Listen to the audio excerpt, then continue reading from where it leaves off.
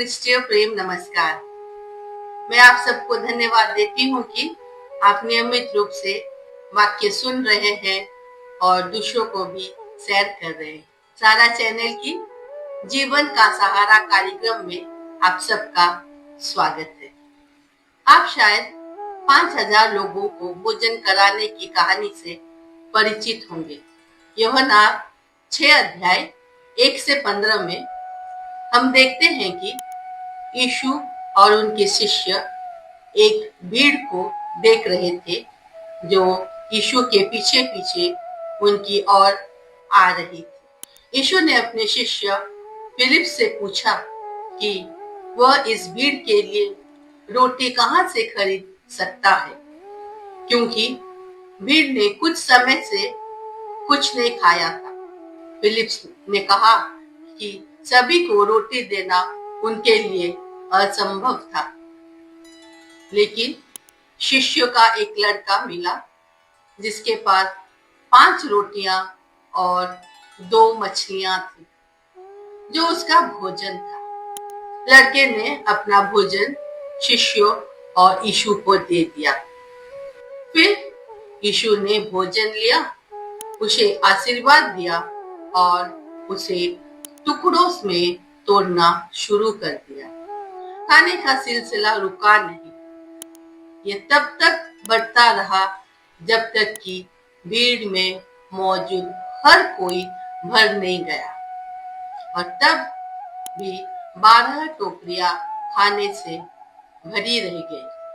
क्या आप 5 रोटियों और 2 मछलियों वाले इस लड़के से खुद को जोड़ पाते हैं? आपको लगता होगा कि आपके पास संसाधन बहुत कम है और आप सोचते होंगे कि परमेश्वर उनसे क्या कर सकते हैं। निराश मत होइए, प्रार्थना करते रहिए। यूहन्ना 6 में वर्णित उस लड़के से लेकर 5000 लोगों को भोजन कराने की घटना तक हम 5 सबक सीखते हैं। पहला है, ईश्वर ही सब कुछ नियंत्रित करता है। पद 6 में हम ये सब पढ़ते हैं। यीशु ये सवाल केवल उसकी परीक्षा लेने के लिए पूछा था, क्योंकि यीशु के मन में पहले से ही ये विचार था कि वह क्या करने वाला है।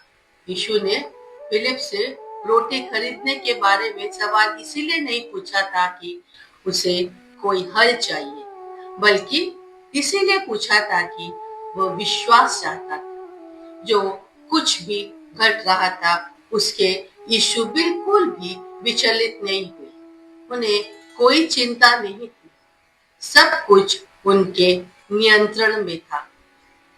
ईश्वर को अपनी मिशन को पूरा करने के लिए हमारे पास मौजूदी धन की आवश्यकता नहीं है, लेकिन वो हमें इसमें भाग लेने, उनके साथ विजय में शामिल होने के लिए आमंत्रित करते। सब कुछ उन्हीं के नियंत्रण में है।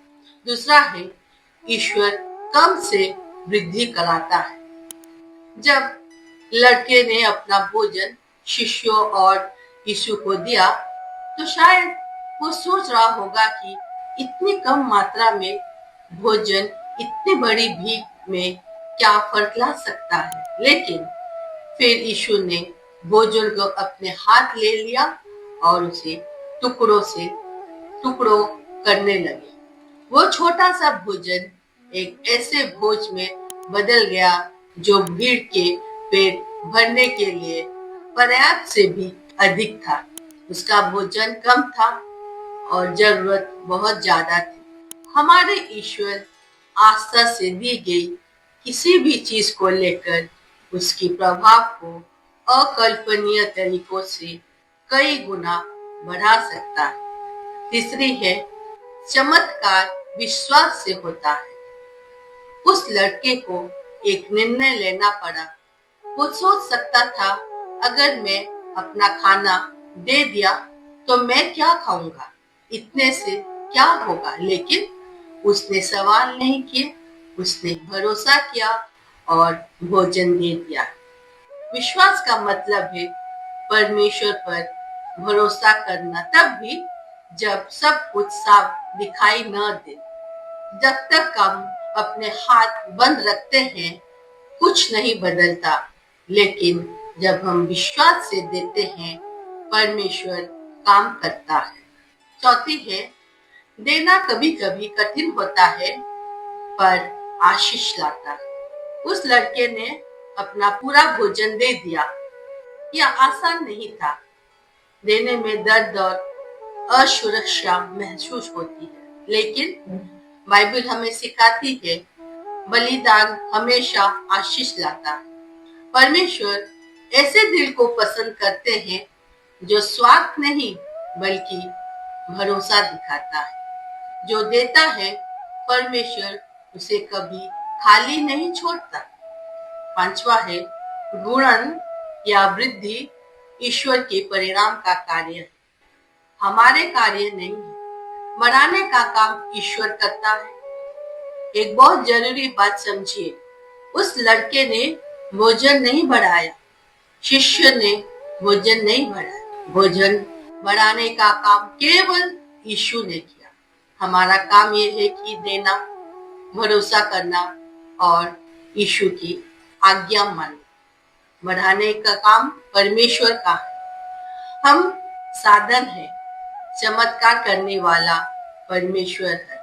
अंत में मैं ये कहना चाहती हूँ कि यदि आपके पास कम है, आपकी सामर्थ कम है, आपकी स्थिति छोटी है, तो उस लड़के को याद कीजिए जिससे पास केवल 5 रोटी और 2 मछलियां थी। उसने थोड़ा दिया और परमेश्वर ने बहुताय में दिया। हमारा परमेश्वर बहुताय का परमेश्वर है। आपके पास जो कुछ भी है वो परमेश्वर को सौंप दीजिए और वो आपकी सोच से कहीं ज्यादा बड़ा देगा। प्रभु आप सबको आशीष दे। धन्यवाद।